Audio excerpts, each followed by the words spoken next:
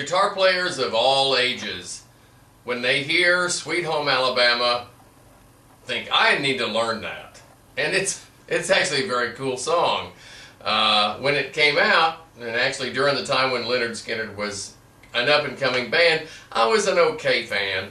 And really, after 35 years, I've become more of a fan, because when you look back at those recordings and realize sometimes there are 3 different rhythm guitar parts going on that don't interfere with each other, it was really very crafty song writing and song crafting and very clever production. No tricks, just very smartly arranged music. So I have to give them credit.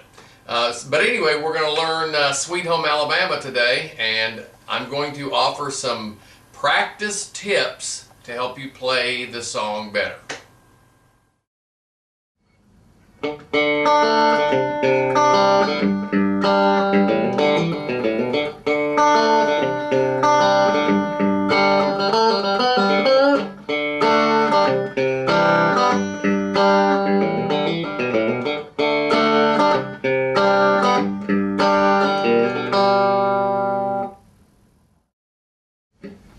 Okay, one of the more important tips about playing Sweet Home Alabama is that you must use a Stratocaster, and it must be on the 4th position, the second one from the back, because that's the sound, and so forth. So, if you can. Now, if you have a Les Paul, you can play the song anyway, but it's just that the tone is kind of that. Another thing I try to emphasize, and I'm probably going to do a video about this by itself, and that is the idea of playing gently, playing lightly. You play firmly but lightly so that you can have dynamic range in your playing. That way, if you do need more energy or something, you can lean into it a little bit more and get more excitement or more volume or whatever. So I generally make a general guideline of don't play so hard. A lot of guys are clubbing at the guitar. You know, if the only tool you have is a hammer, then everything looks like a nail. So try to avoid hammering the guitar. And you'll see in this kind of, there's the slight palm mute, and there is what am I trying to say here? I don't know. I'm going to figure it out as I go. Give me just a second. Okay, one of the things about the introduction, and you'll see it on the tab. I'll stick the tab in the video here. But there's a 16th note that precedes the 2nd and 3rd chords. And I'll show you what I mean here. We have then this note before the chord, and again.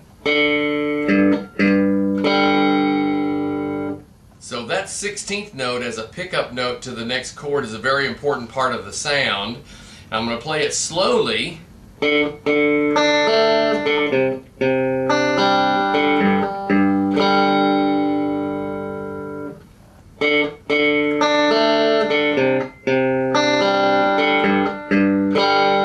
So if you get that 16th note in there, that makes it sound more like the original. I mean, that's the way it should be played. Now, I recommend always playing things slowly and correctly and rhythmically right, and they will speed up on their own. In other words, if I'm going, I'm never going to play it correctly, so don't do that. Play.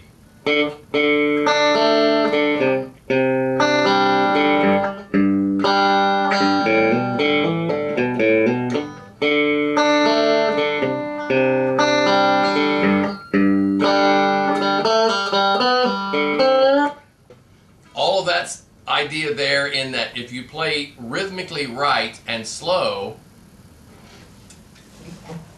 if you play it rhythmically correctly and slower, the speed will come. I always encourage, why is my phone going off? I'm always encouraging people to slow things down and play them right. And then it'll just get faster. So you don't have to worry about speed if you play it right. And so we'll talk about the lick at the end of the G chord, which is everybody's favorite lick. It's important rhythmically to keep in mind that this note, the G, is on the last 16th note of beat 2. 1, 2. This note, the open A, is on the beat. 1, 2, and 3. You know, right? So 1, 2. And so I again encourage people to slow this baby down and say to themselves, 1, 2. 1, 2. 1, 2. If you have to slow it down even more to get it right, there's nothing wrong with that. I compare guitar playing to weightlifting. I mean, kinda. If I want to do a 300-pound bench press, I don't start with 300 pounds. I start with 85 and work my way up. So if the song is at 95 beats a minute or whatever and I can't play the lick, then go back to 70 beats a minute or 60 beats a minute and play it correctly at that slower tempo, and it will get awesome. I promise you it will be awesome. All you have to do is just practice like, I don't know, 9 hours a day. I mean, don't overdo it. Okay, so the G lick, I call it, 1, 2. Hammer. Hammer on and a pull off.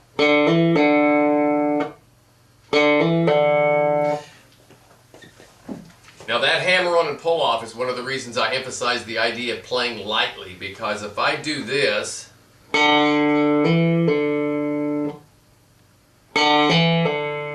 that pull off is going to get quieter. It's going to seem quieter, but if I'm playing more lightly, I can keep the volume level of it more even, and I just really believe you have more control over the instrument if you play more lightly. I think you have more finesse out of the guitar, and I mean, let's face it, I'm not like a chops guy. I mean, I'm not the guy that if you want somebody to shred, there's several names on the list in front of mine. What I'm able to bring to the table is good, clean guitar playing with a good quality tone. Of course, I mean, on these videos I'm using my Crate GX15, which is the Bic lighter of guitar amps, because you can buy one when it quits working, you just throw it away. I mean, you can find them at the pawn shop for like 25 bucks. I've probably had, I don't know, 6 of these things. And in fact, I've got one spare still in the corner of there. I hadn't even, you know. When I go to the pawn shop and I find a Crate GX15 or something like it for less than $40, and even if it's at 40, you can probably talk them down. But anytime I find one, I just buy them. I have as many practice amps as I can get my hands on, because you never know when you're going to need one. You know, a practice amp is kind of like toilet paper. It's better to have one and not need it than to need one and not have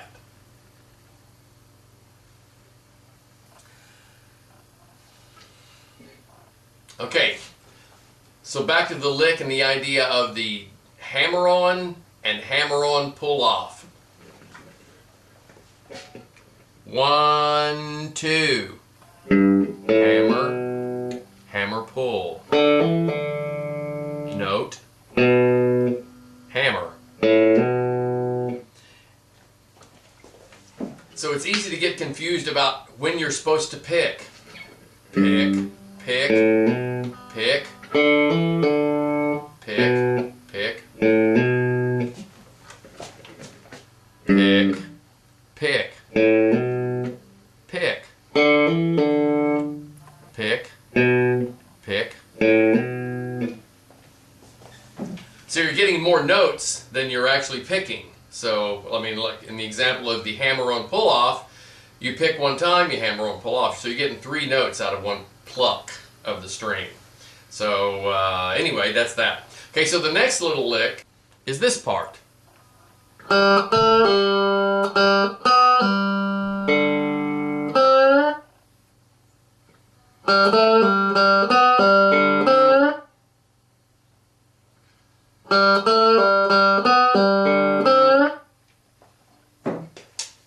Again, I emphasize practicing it slow.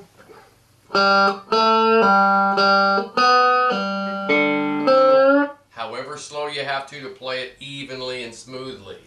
Evenly and smoothly will turn into correct, or it will be correct. Correct and slow is correct. Fast and wrong is wrong. A little note about the bend at the end. I think it's true lots of times that I want to stop the note, bend. I do that just playing blues licks. I mean, certainly you can come down again, going to just generic blues lick.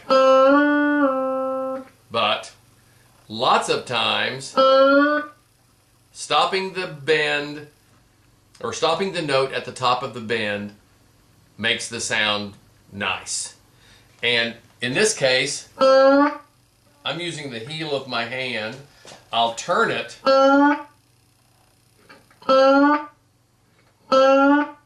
That's probably the cleanest way to get it.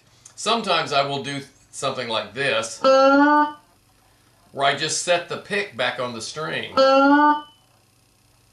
Especially if I'm playing solos.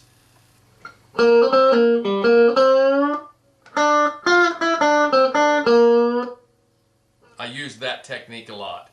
This case, I want to make sure I get all the strings shut down. So just turning the hand a little bit.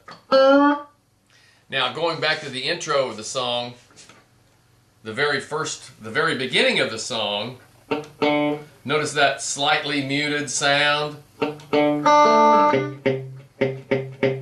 My hand is on the strings. As a general rule, I play that way even when I'm playing not muted. My hand is right here. I'm usually parked on the bridge and I can kind of ease up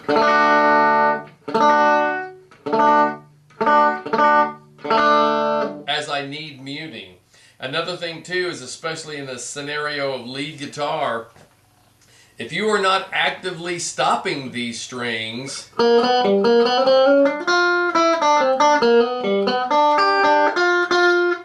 with the right hand while you're playing other strings,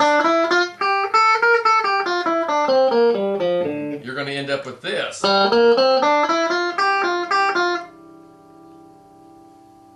What's that ringing going on there? Oh, it's that string I just left. I need to be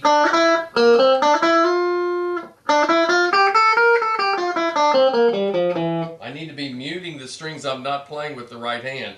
Typically everything above my pick I'm muting with my right hand, and everything below the string I'm picking, my first finger just being a little lazy, will end up cutting that, muting those strings. So that's the beginning of Sweet Home Alabama. Oh, I didn't really get to the... Yeah, okay, let's do this part.